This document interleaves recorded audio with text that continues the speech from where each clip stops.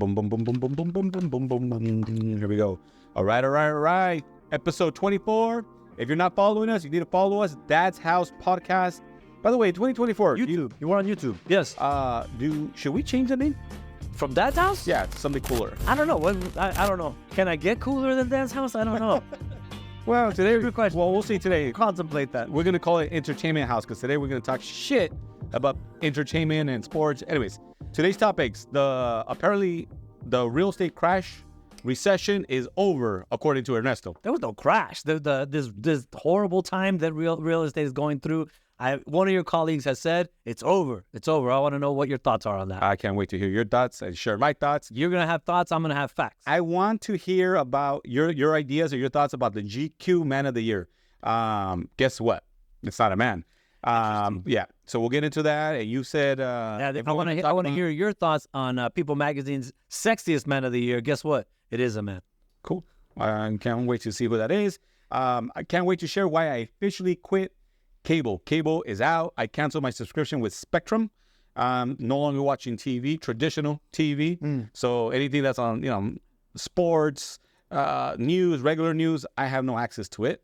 And I replaced it with... Yes. Let's find out what you're going to replace your entertainment with. Right. And speaking of entertainment, I'm going to share... Are you a big Yellowstone fan? I guess you can access Yellowstone without cable. But anyways, I believe I have a Paramount Plus. So I still have subscriptions to Netflix and that sort of stuff. So yeah. When that comes back on for half a season, I'll be watching that. That's cool. But we're going to share the accounts that you and I follow that entertain us, aside from real estate, aside from entrepreneurs and business. And so aside from the business piece, who do you watch on social media? Who do I follow? Who do you follow? Who makes you laugh? All right. So let's go. Let's get into it. And if we have time, I want to talk about the last time that I was single. When was the last time you were single? 21, 22 years ago. Jesus. Okay. So for me, it's about 9 years, 10 years, 21. Like 10 years, about 10 years for me. Yeah. And I talked to two guys recently. One's a high school buddy, just got divorced. And he was telling me about the dating life and what he's experiencing now. Right. So the whole apps and,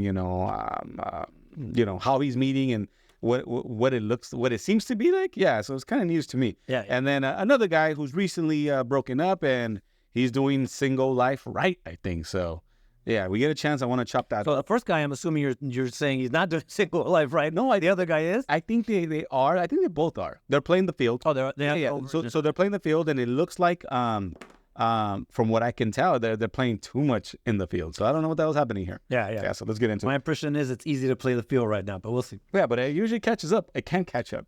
In several ways. It's costly. All right, let's go. So let's start with number one topic. Our real estate topic today. There's a colleague of mine, more of yours, that I know you respect. I respect him. He owns an office. Okay. And I think it was yesterday he posted online that the worst is behind us. That 2024 is going to be quote unquote amazing, according to him, right? And so when I think of that statement, in my mind, I'm like, well, it's going to take a few factors to make it amazing. I think it's going to be better, but I want to hear, for starters, what is your impression of that comment? I know that hearing you talk a couple of days ago to your folks, you do sound a little bit more upbeat. Yeah. So, okay, my thoughts. And you did share the name of this gentleman that said it. Look, he's a sales guy. He's a leader of a team, of an office. And his job is to what? Pump up his team, his crew, to look forward, excite them about the bright future, if you will. Now, my personal thoughts, yeah, I do believe that 2024 is actually going to be more of a similar replay of 2023. So if you found it tough to find buyers and motivated sellers, which that's our job, Monday through Sunday, in 2023, it's going to be a lot of that in 2024. Most lenders that I know, good friends of mine throughout the industry, their business is down, 50, 60% maybe? Yeah, some are out. Yeah, some are out, completely out. Same thing with realtors. So with that said, the stuff that we have to look forward to is the following in 2024. We are going to be expecting the Fed to start lowering some interest rates, bringing those rates down a little bit. Best guesses are toward the middle of the year. Yeah. That's my belief too. Probably after May or June, I hope. Now, if that happens, yeah, that's right around our summertime. There's a big election happening next year, right? So I do believe that will have a big play as far as the political landscape, what it does to the interest rates overall. So I think that will move the needle a little bit, but is it going to make it an amazing market? I don't think so. The rates are still going to be somewhere between 5 and 6 maybe, or closer to 6. And ultimately, I think over 80% of all homeowners have a rate in the 3s, 3.5. So there's got to be some major motivation to be able to. One detail I want to throw out to you right away is, as you say so part of this is values in California. Values are high. Part of the reason values are high is because homeowners don't want to sell because they don't want to let go of that 3% rate. Starting to see an indication that they may be turning the corner on that. Maybe they've, according to the article I read on Redfin, maybe that they've just kind of swallowed the pill of, I'm never going to see that rate again. Probably not. So let's go ahead and grab the profit that we can. So far, we see in I believe it was October, year over year, 3% increase in the number of listings out there, 3% nationwide. And some people are impressed by 3%, but in Southern California, which is our marketplace, it hasn't increased, 3%. And I think at the end of the day, or the end of the 2024, it's going to be a very similar year, right? This year, if we're lucky, we'll close out 2023 as a nation selling somewhere about $4 million homes. I think I want to bookmark this particular comment from Jose and contrast it with his buddy's comment online about 7 or 8 months from now. I want to revisit. So, but make a note, Hector, so that we come back to it.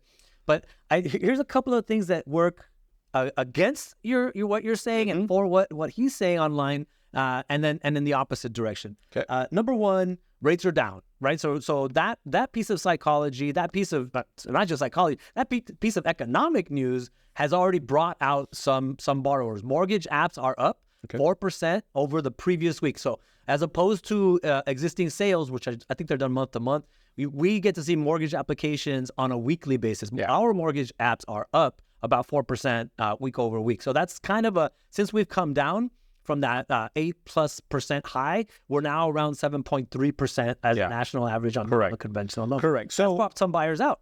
The consumer confidence is a little bit better this week. And again, that's only the motivated. But that doesn't equal consumer confidence. That's just one indicator. Well, the rates are one thing. So take into account, oh my God, I lost my train of thought. But take into account really why rates came down.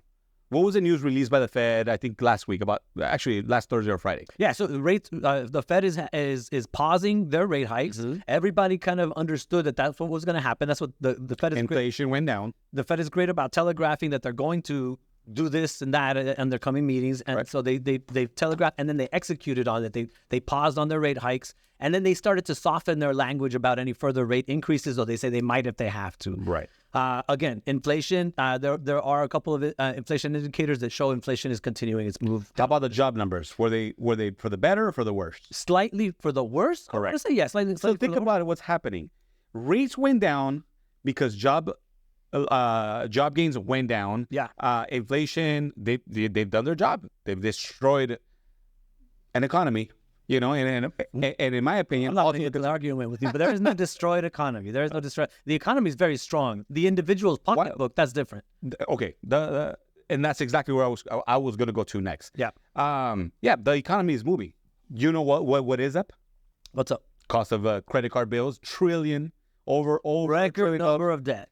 So you have to take all the data and the information. Is the economy down?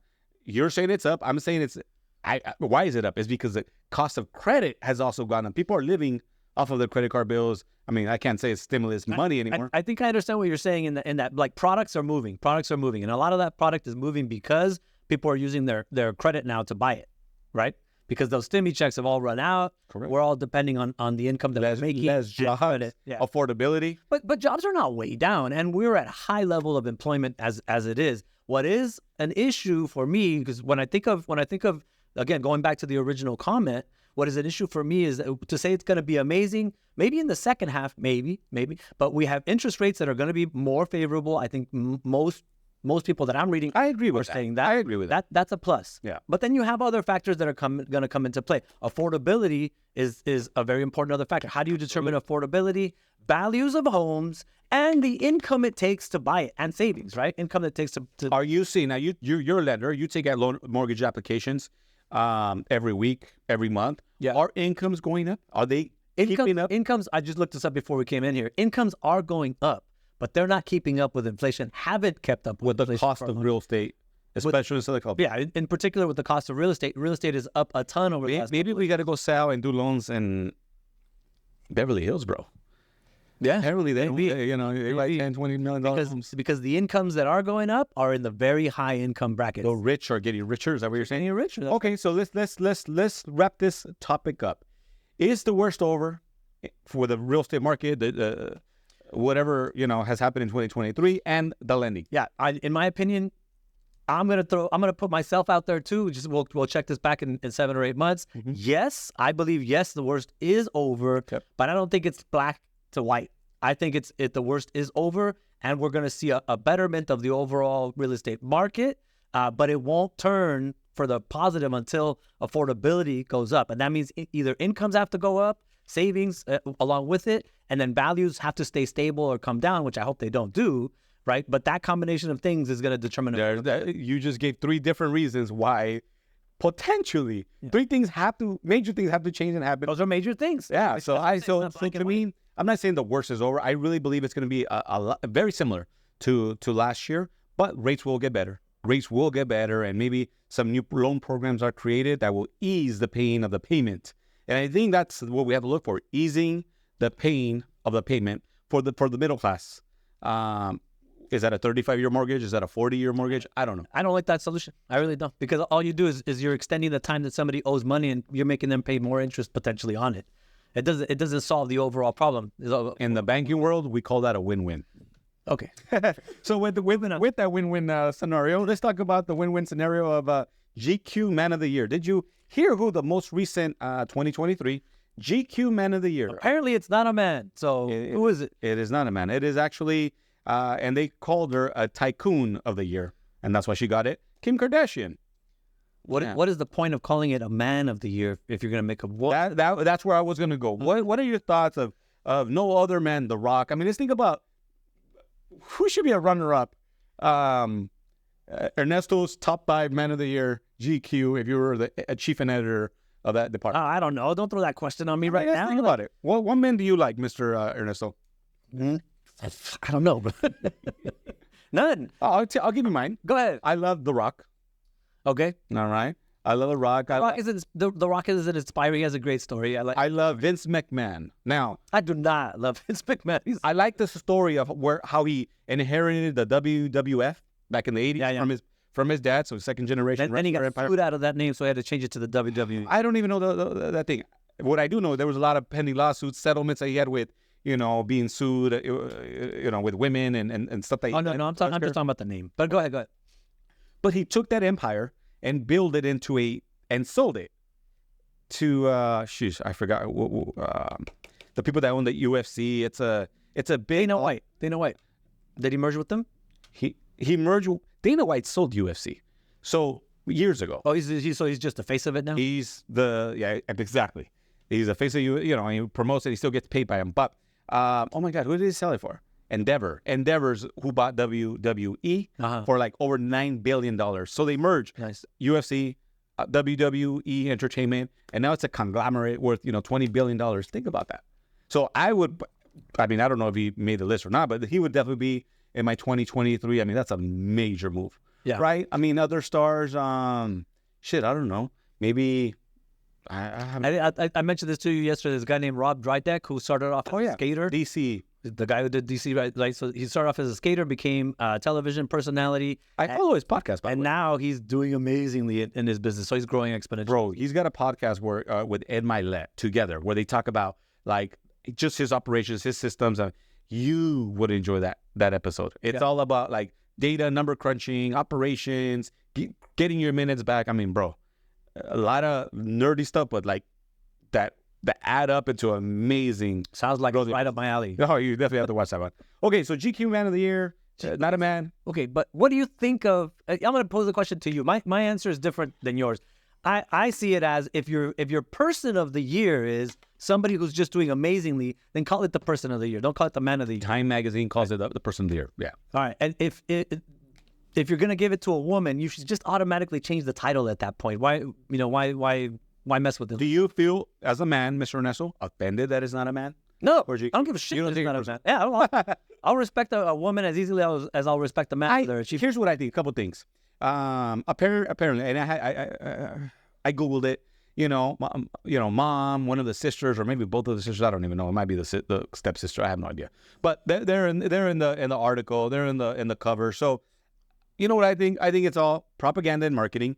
Maybe GQ's trying to get in the good graces, and there's got various podcasters and various content creators creating, talking about this topic. Yeah, memeing it and doing whatnot. Yeah. For it. So as a man, Are men upset that you know of? Like in your corner of the world, are men upset that a man of the year is a woman? as you know, I'm an alpha male. We wake up and we beat our chest. Right? Yes, we're very upset. I can imagine. You wake up, everything you do is oh. Bro, I wake up and my back hurts, my hip hurts, my shoulder, and I have a red eye right now, so I'm dealing with a bunch of issues. So no, It's not an infection. It's he had debris. I had debris on the upper eyelid, and I think I need a steroid drop, but my doctor's not answering. I'm gonna have to replace his damn doctor. Finish your answer. So are you offended that a woman was selected as a man? of the year? No. The answer, offended? No. I can't take GQ magazine that serious if these are the type of processing and decisions that they're making internally. I mean, entrepreneur of the year. Maybe she is that. You Right? should just call it what it is. Entrepreneur of the year. Boom. Man of the year. Boom. Woman of the year. Boom. Under 18 or 30 under 30, whatever. Does that have anything to do with the fact that what's her name again? I hate these people, by the way. Kardashian. Don't come at me for hating the Kardashians, but I do. When was the last time you watched an episode? I hope never. I don't know. Maybe they've infiltrated my eyesight at some point, but I immediately burn whatever is playing it. Does it have anything to do with the fact that she's kind of known as a sexy kind of person and GQ is actually a men's magazine? Do you think it has anything to do with 100%. I mean, yeah, 100%. So again, it's all marketing and branding. Ultimately be a sexist choice to put her up there, right? She's known as a sexy person. We are in a cancel culture. I'm not saying cancel, but I mean, hey, come on, GQ. You could do better. All right? But you said something about a sexy man of the year. So you do have a sexy man of the year. You don't have a top 5. People magazine. I was in the grocery store a couple of days ago getting I don't know what. And you buy that, Hector? You buy that? Well, hey, why are you giving me that look? I can't go to the grocery store? Yeah. Okay, sorry. I was in the liquor store buying cigars and the hardest liquors I could find. About Also testosterone because I was buying those. Anyway, I was in the store the other day and I look up and Patrick Dempsey is staring back at me from People Magazine's cover and it says sexiest man of the year. what is he doing right now? Is he? I don't know what he's doing. Is he on a movie?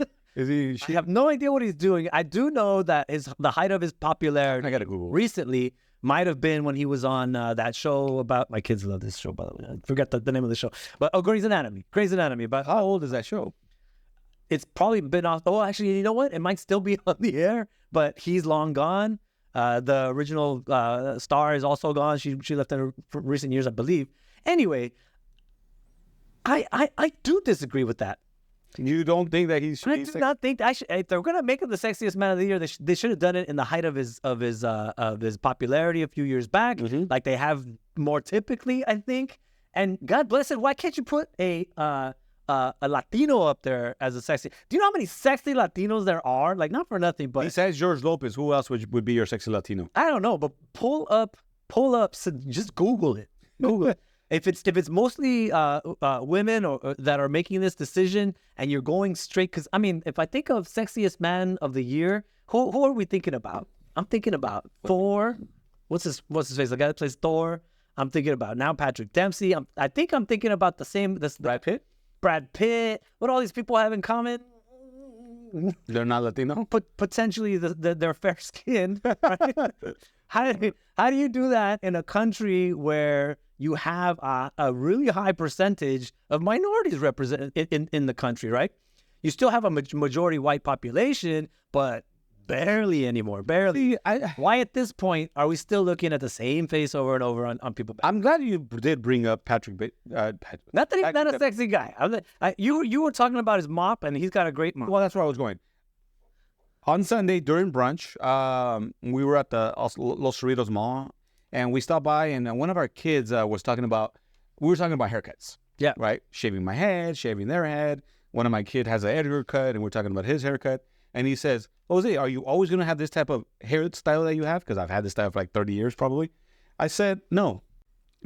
That morning, Patrick Dempsey was on TMZ. Now I connect the dots. Yeah. Apparently, over the weekend, it must have been released, and TMZ had him, good genes or good good genes or good doctor, bro. He's a good-looking guy. He is. He's a good looking Compared to who he was 20 years ago on TMZ. I thought he looked amazing, but it was his hair that I thought looked amazing. Yeah. He's got a nice salt and pepper look going. So I told my kids on the table and my youngest, but it was the three youngest. I'm like, this is a style that I'm going to go for in the next 2 or 3 years. So they looked at me like, bro, you're crazy. You can't pull this shit off. If Patrick Dempsey can pull that off, Jose Mares can pull that off. I want to see. I want to track the growth. We should take still pictures every time we do a podcast, and see how we look a year from now. We'll do it at the same time that we compare the your comments about whether it's over or not on the. That's funny. Yeah, I don't know if I'm ready to grow it out because it's very long on the sides and kind of the waist style. Very nice style. So, but Vanessa saw the picture and she was like, "He looks better at 57 now than he did at 37." I so thought you were gonna say he looks better at 57 than you will.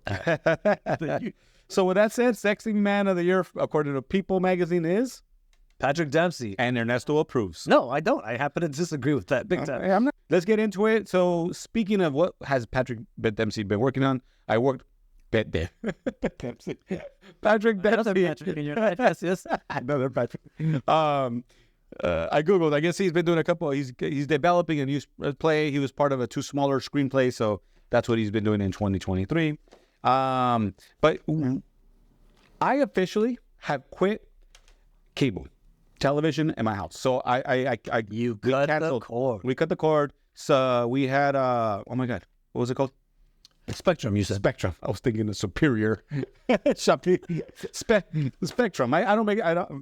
I watch it. My wife pays for it. She sends the payment, so I have no idea.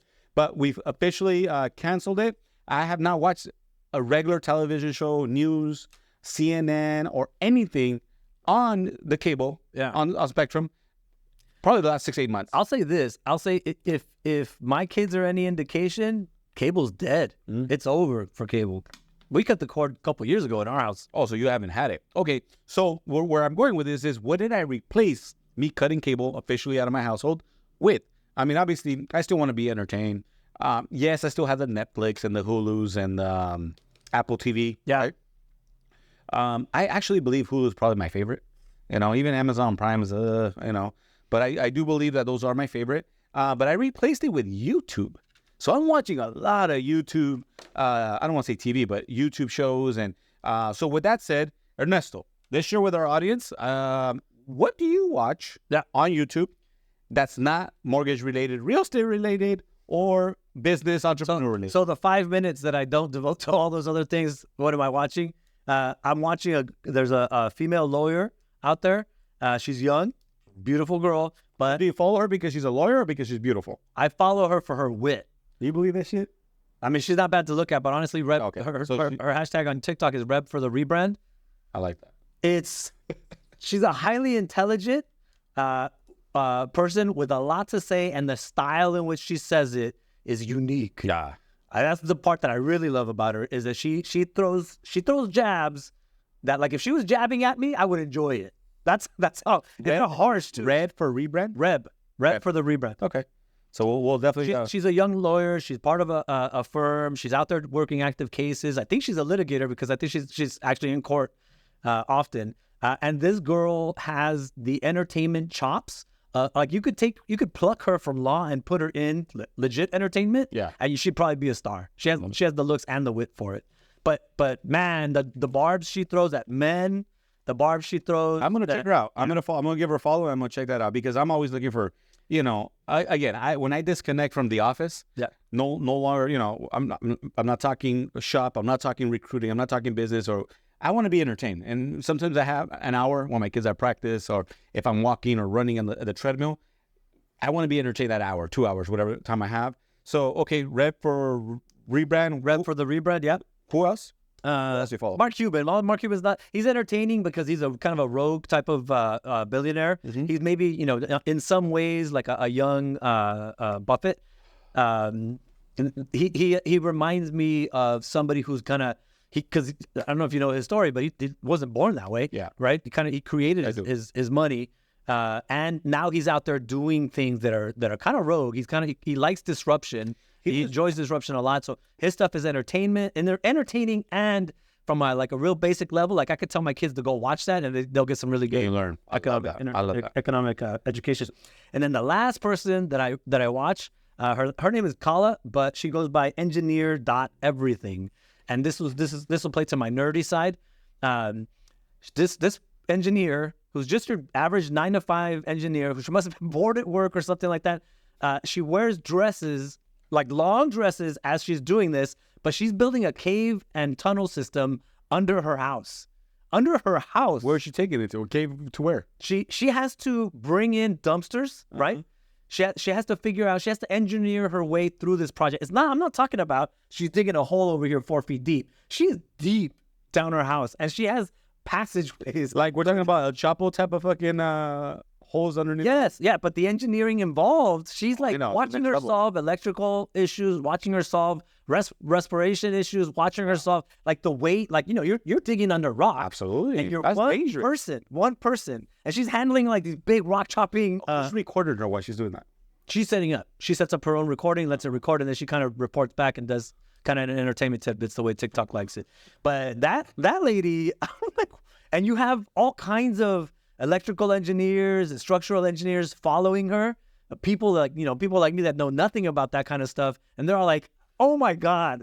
Like half the time you think her house is gonna fall on her, and the other half you're rooting for her to get just that extra foot down the passage. That's funny. She's awesome. It's funny.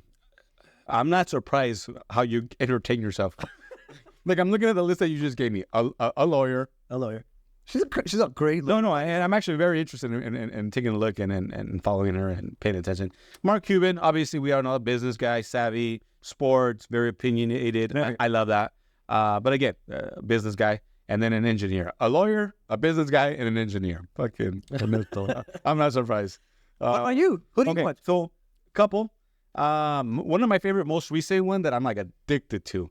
This guy had a one season on CNBC like 10 years ago, and it popped up on my feed. I'm like, oh, I remember this guy. Steve Stevens. That's a fake name. Steve Stevens. But it's called on YouTube. It's VIP Sports Las Vegas. So this guy, he's a sports bettor guy, right? I told you, I think I'm gonna quit my job and become a professional sports bettor.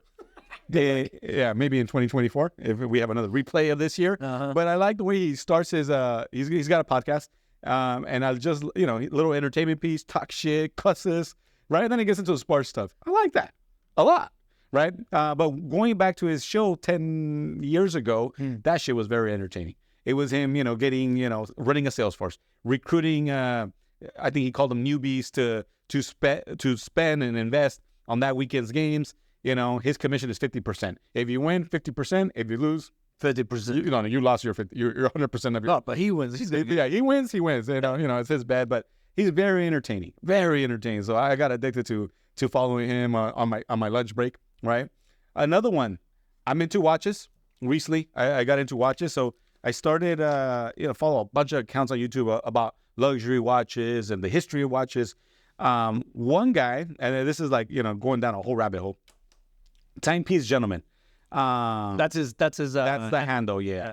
But I started following him literally like 2 months or a month after. I didn't realize this. He got like indicted, or he was running a Ponzi scheme. Oh wow. Yeah, but he was great on YouTube, bro. Like he will have a YouTube channel, million followers, 800,000, whatever views, and it was literally a 30-minute segment entertainment thing. So, but then he got indicted because You know, in the watch world, in the secondary market, you know, if you want to sell your luxury watch, you would call him, hey, I want to sell my watch. What's it worth? It's 20 grand. My fee is 6%, you know, this, that, or the other. You consign it. So you do a consignment agreement with him. You mail him the watch. He gets it. He advertises it. Someone buys it. He not sells you. He sends you. He wires you the money. It's a whole great experience. Like you follow us, great business. Right. But now I went down a rabbit hole. Like 2 weeks ago, 10 days ago, he was arrested by the FBI. Wow. Yeah. So now, you know, obviously it was $5 million that came up missing. Is he able to post since he's been arrested? You know, when he came out, and actually he came out on his channel and said, hey guys, I'm coming clean. I owe over $5 million. I mean, $5 million of debt to, you know, $3 million is to customers, $2 million is to my investor. And I'm broke. I have no money. You know, I ran into he had a drinking problem, you know, so he's got a history. But talk about live TV, and yeah, he posted it. So he started his 5 days of, like, what do you call it when you're trying to make up 5 days of asking forgiveness, or what? Basically a video day 1, day 2, day 3 of like recouping, like coming out, hey, you know, I'm gonna make the sale, or I'm gonna pay this investor. And Oh, I see. and then after 5 days he kind of quit because he realized probably, you know, there's a lot of litigation that can be used here. Why are you paying them when you should be paying? Whatever the case may be. But it took about 2 or 3 months, 2 months after the fact. And LA Times wrote an article about him. Anthony Ferrara, I think is his name. But Timepiece Gentleman was his thing. But I follow a bunch of business accounts there on that. Another one that I'm enjoying is Off the Grid. So just like go to YouTube, Off the Grid, and you'll find like people that are living off the mountain, in a cabin in the middle of the jungle by themselves in the mountains where the snow. This is kind of related to like the preppers, right? The people who Yes, just yes. kind of like, But no, they're just, you know, end of the world comes, it's okay, I'll be all right. and you see them building their cabin from scratch. Yeah, I don't know how they have all these great tools there, right? Yeah. But they're like cutting the wood, Yeah. shaping the wood, putting it together. They have the screw. They obviously have the time. They record it. They put it on their channel, right? And I'm sure they make money off their channel, but there's a bunch of off the grid accounts that I follow now. Yeah. And the funny ones are there's a lot of couples, you know, boyfriend and girlfriend, husband and wife, whatever. And there's always like a hot wife, and their thumbnail, you know, sex sells, right? Mr. Hector. Wait, sex sells? Yes. How is that like, should we? Kim Kardashian, Oh, yeah. GQ, Man of the Year. Anyways, I was wondering how we would like boost up our sex for the show. we're kind of fucked, bro. You and me are kind of fucked. You have the big nose and I'm a fuck. I'm not gonna grow that hair. I'm not gonna grow the hair anymore. Rick Dempsey hair. Yeah, you might. On some level. I don't know Maybe. your kids, yeah. I don't know. But they all had a hot girl like in her booty shorts or in her bra cutting wood. I think that's how I... Why not? Yeah. Because why So I'm like, oh, let me watch this episode. I think that's how I got into it. And last but not least, actually, now, a couple other ones. Spencer Cornelia. Young kid, probably under 30, maybe. I don't know. I think he's a real estate agent. I don't know where he's based out of, but he does a lot of like expose, like shows where he'll like, you know, what do you call it? Fraudsters and scammers on IG or YouTube. Oh, yeah, and he exposes that stuff. Exposes. Really? Yeah, but he's very thorough. Very smart, very thorough. So this kid, Spencer Cornelia, yeah, he's got like 500,000 followers. So Wow. yeah, very entertaining. Wait, does he look like a guy who never sleeps with like his hair high? Because there's a guy on TikTok that does the same thing, similar thing. No, buzz cut. And I think he does real estate. He's got some rentals. So Okay. it's just full spectrum. It connects it. I mean, it's entertaining for me. Right. And I love mobster. Like I went down a rabbit hole this weekend about John Gotti. So John Gotti, anything mobster related, like I find that life very interesting. Like the way they would backstab each other and make people disappear, and yeah, man, just crazy. So that's basically my replacement for Spectrum. Right on. YouTube TV, and that's all I got to say about that. Right on. All right, let's wrap it up with sports. There was a time. Do you follow sports? Football. Just football. Football and mostly my Raiders. Okay. Why the Raiders? Because it's my team. Since they were in LA or in Oakland? Since I was a little boy. Was your dad a Raiders fan? No. My brother was a Rams fan, so I made myself a Raiders fan. Just to go against the grain. That's right. Ernesto has always been Ernesto, clearly. Shout out to you Raiders fans. He did it because his brother was a Rams If you're a fan. Raiders fan right now, you're a true fan, man. We've had to endure, I don't know how many decades of mediocrity. I thought Josh McDaniel was going to be the answer. No, What is the answer? no. What do the Raiders need the most? Ownership. They need new ownership. Al Davis, Al Davis did his thing, and then he petered out. His last several years didn't do anything for him. And then his son has come in and just repeated the process of not building franchises or not building the franchise around great players, but getting rid of great players and trying to plug them with like some kind of overall scheme that never seems to work. So yeah, I mean, for my taste, the younger Davis can go immediately. They need a veteran quarterback. They haven't had veteran quarterbacks. They got rid of a great one. That's what I'm saying. But you have to replace him with a better veteran quarterback. And the 49ers guy was not You the need answer. the kind of back office and ownership that's going to back up an intelligent scheme. And obviously, this ownership doesn't know how to do that. I officially gave up sports. I don't watch NFL at all. I don't care about basketball. They complain too much. Baseball, there was at a time in my lifetime when I was 10, 11, 12, 13 years old, and that 4 or 5 year, I used to know every starting player on all 28, 30 teams. Wow. I've never been into any sport like that. Yeah, I used to know the backup players, the minor leagues. I mean, I knew everything about everything. And I probably gave that up. I stopped caring when I started working. I really fuck, it's hard to make, $300 a week. And these other bitches are crying about, Millions and not getting playing time. So I don't really follow sports anymore. I don't watch it on TV. If we go to a bar, I may glance up at a sport. But you're still a big boxing fan. I love boxing. And I think I like boxing because, by the way, that's what I follow on YouTube as well. That's that's the only sport really that I follow heavily on YouTube. Boxing writers, boxing interviews. I just do. I think part of the reason is I love the thought of it's mano a mano. You could, you don't rely on anybody but the training, the skill, maybe your coach that prepped you for that fight. Yeah. And, there's no lying in boxing. You're going to go in, at least not for the two men inside there. The judges, whole other thing. That's all. Yeah. But for the two men inside there, they got to show up and be. There's a saying: you don't play boxing, you play baseball. Yeah. You play football. You play basketball. It's life and death in boxing, and maybe it's that Coliseum, that warrior gladiator, Right. The gladiator part of it. I mean, brother, these guys have to get down to unimaginable weights. They have to drain themselves just to weigh in. Sometimes there's weight limits to how much weight you can put back on, right, and then fight the next day. It's nuts. And I mean, that's not why I watch it. I just like that competitive spirit where it's like, you get knocked down, and how are you going to react? Right. So I mean, that's it. So with that said, I'm not a sports fan. Don't invite me to sports unless it's a boxing event. Yeah. You guys, take me to a Raider game, please. Yeah, don't take me to a Raider game. Por favor. Shit, I'll pay you. Not what? Yeah, I'll pay you to stay home too. With that said, thank you for watching. Subscribe, follow, like, share this, and GQ Man of the Year. Let's get a man on that cover, baby.